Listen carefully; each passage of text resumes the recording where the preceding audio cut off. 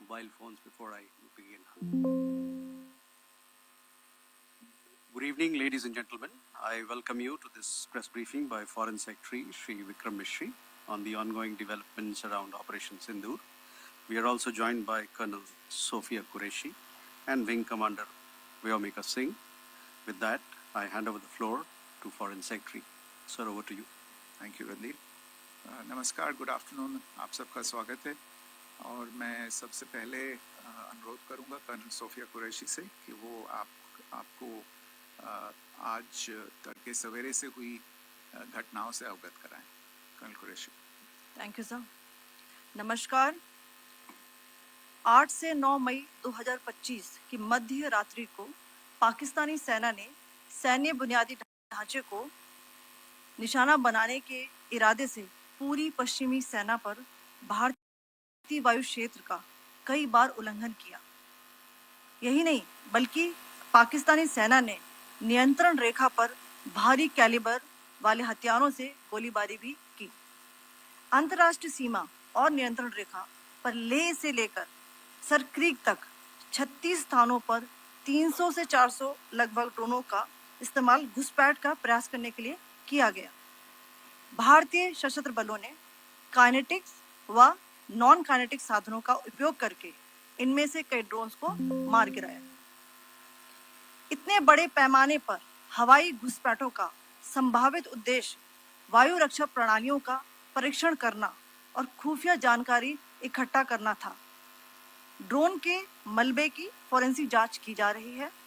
प्रारंभिक रिपोर्ट्स से पता चलता है कि वे तुर्की के असीस गार्ड सोंगर ड्रोन्स हैं. इसके उपरांत रात में पाकिस्तान के एक सशस्त्र यूएवी ने भटिंडा सैन्य स्टेशन को निशाना बनाने की कोशिश भी की, जिसे पकड़ा गया और उसे निष्क्रिय कर दिया गया. पाकिस्तानी हमले के जवाब में पाकिस्तान में 4 हवाई रक्षा स्थलों पर सशस्त्र ड्रोन्स लॉन्च किए गए. इनमें से एक ड्रोन एडी रडार को नष्ट करने में सक्षम रहा. पाकिस्तान ने जम्मू कश्मीर के तंगधार, उरी, पुंछ, मेंढर, राजौरी, अखनूर और उधमपुर में भारी कैलिबर आर्टिलरी गन और सशस्त्र ड्रोन्स का उपयोग करके नियंत्रण रेखा के पार गोलीबारी भी की, जिसके परिणाम स्वरूप भारतीय सेना के कुछ जवान हताहत हुए और घायल हुए. भारतीय जवाबी कार्रवाई में पाकिस्तानी सेना को भी बड़ा नुकसान पहुंचाया गया. इसके अलावा पाकिस्तान का गैर जिम्मेदाराना व्यवहार फिर से सामने आया. 7 मई 2025 को रात 8:30 बजे एक असफल अकारण ड्रोन और मिसाइल हमला करने के बावजूद पाकिस्तान ने अपना नागरिक हवाई क्षेत्र बंद नहीं किया. पाकिस्तान अपने नागरिक विमानों को ढाल के रूप में इस्तेमाल कर रहा है, जबकि उसे अच्छी तरह से पता है कि भारत पर उसके हमले से हवाई रक्षा की तीव्र प्रतिक्रिया होगी. यह भारत और पाकिस्तान के बीच अंतर्राष्ट्रीय सीमा के पास उड़ान भरने वाले अंतर्राष्ट्रीय उड़ानों सहित नागरिक विमानों के लिए सुरक्षित नहीं है. यहाँ स्क्रीन शॉट में पंजाब सेक्टर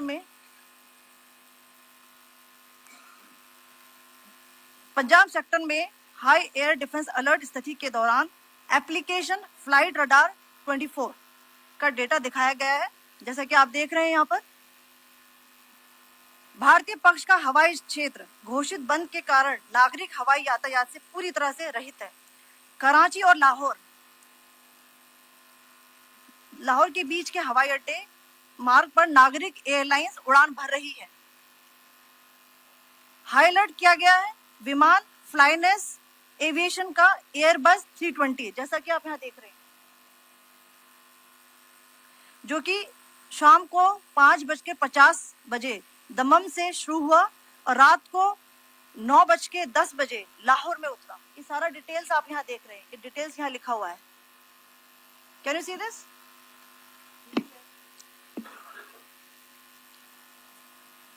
भारतीय वायुसेना ने अपनी प्रतिक्रिया में काफी संयम दिखाया और इस प्रकार अंतर्राष्ट्रीय नागरिक विमान सेवा की सुरक्षा सुनिश्चित की. धन्यवाद. जय Hind. So, good afternoon to you all.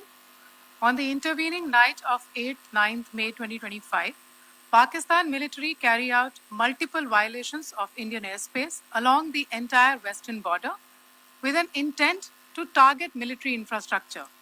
Pakistan military also resorted to firing of heavy caliber weapons along the line of control. Along the international border and line of control, drone intrusions were attempted from Leh to Sir Creek at 36 locations with approximately 300 to 400 drones. Indian Armed Forces brought down a number of these drones using kinetic and non-kinetic means. The possible purpose of these large-scale aerial intrusions were to test the AD systems and gather intelligence. Forensic examination of the drone debris is being undertaken. Preliminary reports suggest them to be of Aziz Guard Songa drone of Turkey. Later in the night, an armed UAV of Pakistan attempted to target Bhatinda military station, which was detected and neutralized. In response to the Pakistani attack, armed drones were launched at 4 air defense sites in Pakistan. One of the drones was able to destroy an AD radar. Pakistan also carried out artillery shelling across the line of control using heavy caliber artillery guns and armed drones at Tangdhar, Uri, Poonch, Mendhar, Rajouri, Akhnur, and Udhampur in Jammu and Kashmir area, which resulted in some losses and injuries to Indian Army personnel. Pakistan Army also suffered major losses in Indian retaliatory fire. Additionally, Pakistan's irresponsible behavior again came to fore. Pakistan did not close its civil airspace despite it launching a failed unprovoked drone and missile attack on 7th May at 8:30 hours in the evening. Pakistan is using civil airliners as a shield, knowing fully well that its attack on India would elicit a swift air defense response. This is not safe for the unsuspecting civil airliners, including the international flights, which were flying near IB between India and Pakistan. The screenshot we just showed and we shall share with you, it shows the data of the application Flight Radar 24 during a high air defense alert situation in the Punjab sector. As you have seen, the airspace on the Indian side is absolutely devoid of civil air traffic due to our declared closure. However, there are civil airlines flying the air route between Karachi and Lahore. Amongst the other civil aircraft that you can see, we have highlighted an aircraft which is Airbus 320 of Flynas Aviation, which was originated from Dammam at 1750 hours and landed later at Lahore at 2110 hours in the night. Indian Air Force demonstrated considerable restraint in its response, thus ensuring safety of international civil carrier.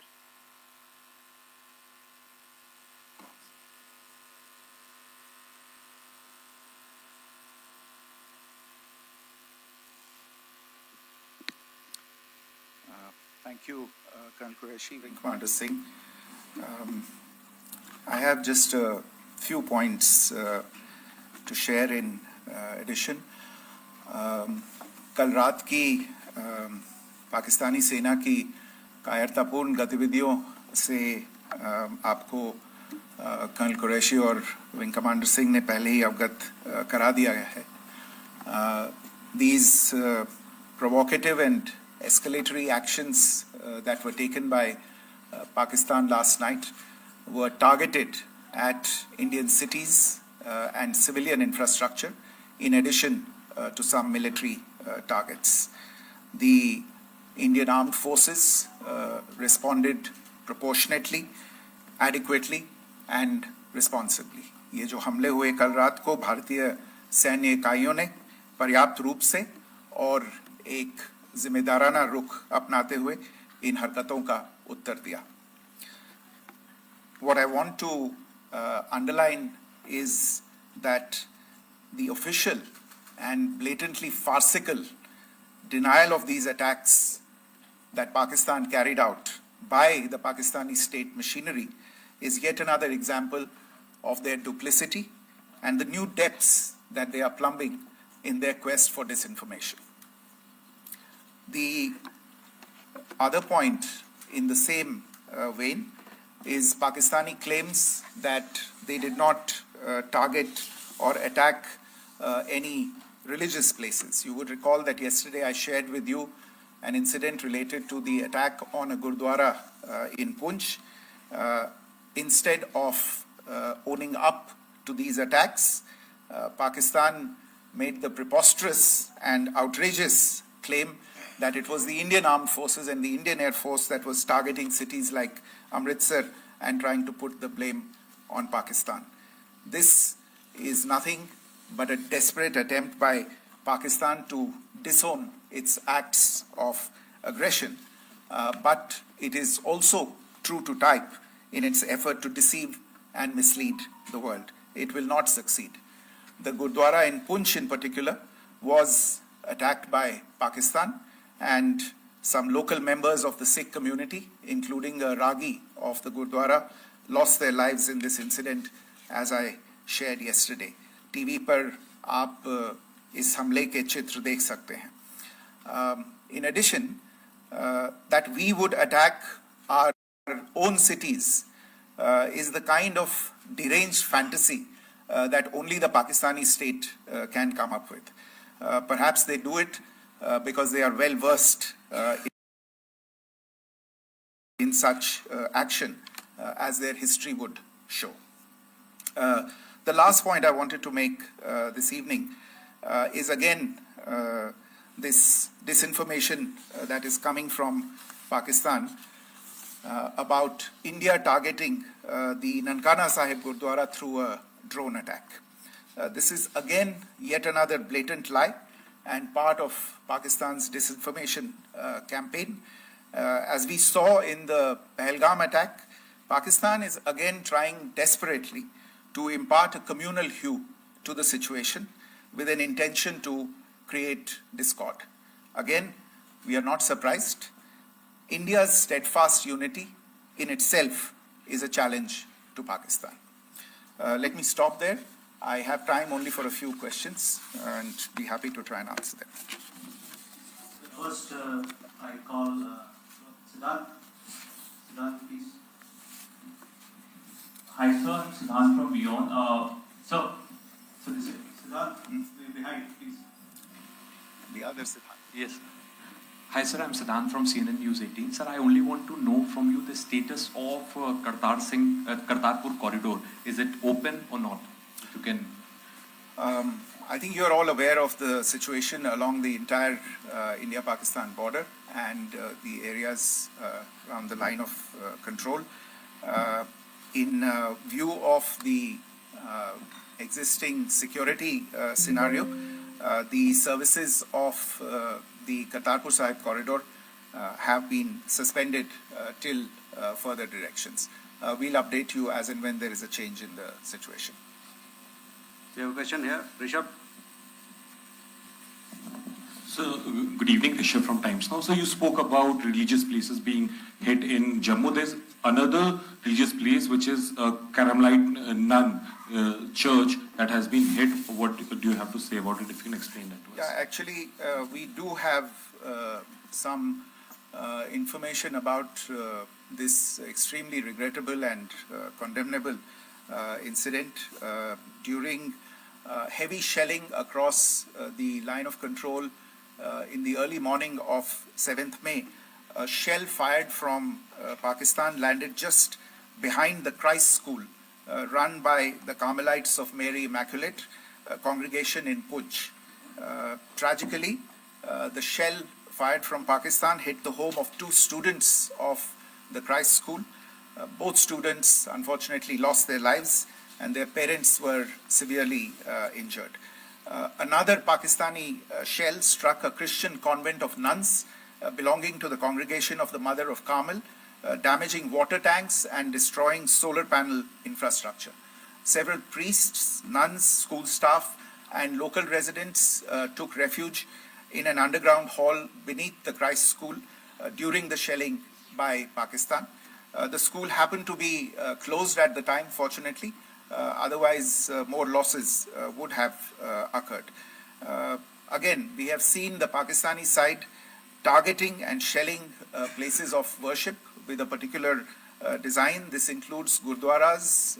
जो टिप्पणी की थी उसकी पाकिस्तान में काफी तीखी प्रतिक्रिया भी आई और उसके बाद हमने देखा कि पाकिस्तान की तरफ से किस तरीके से लेह से लेकर भुज तक पूरी बॉर्डर के ऊपर जो इन्वेजन था वो किया गया।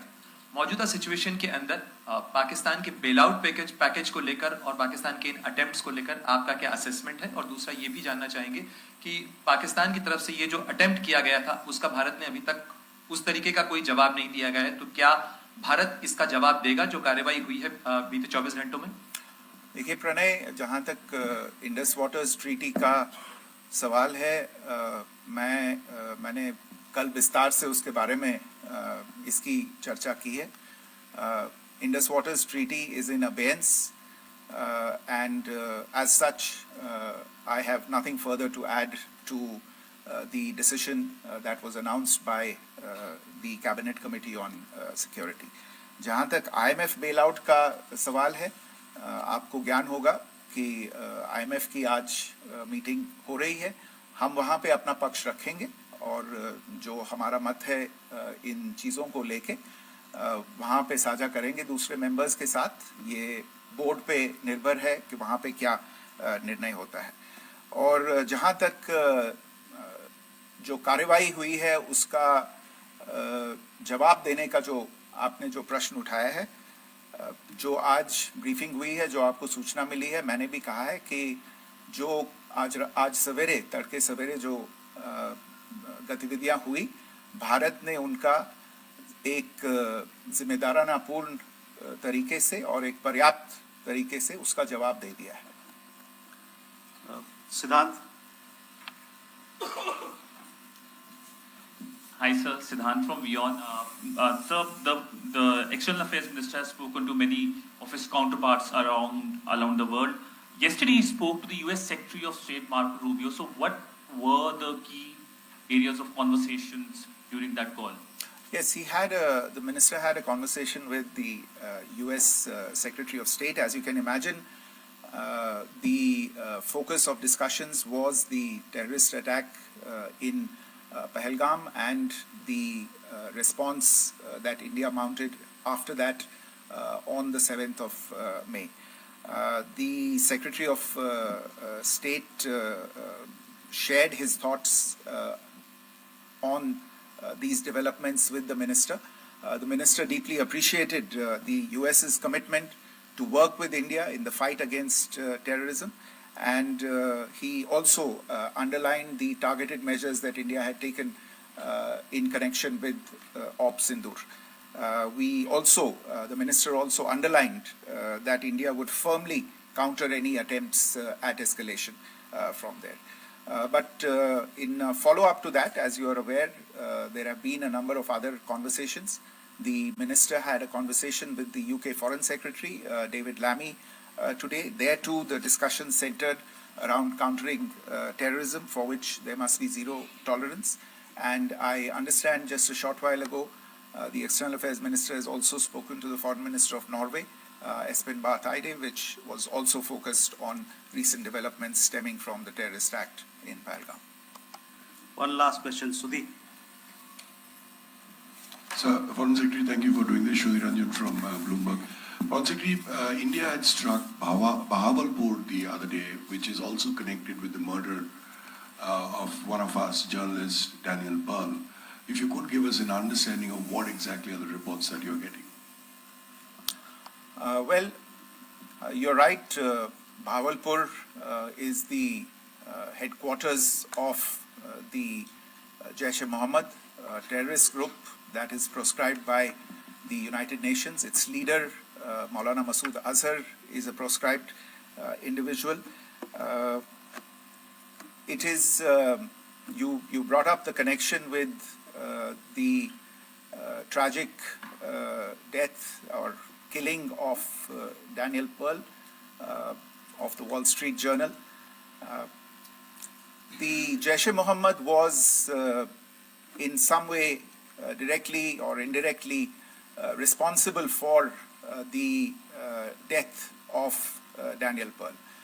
But the real connection is through Ahmed Omar Saeed Sheikh, the British Pakistani jihadi who was held in India but was finally released in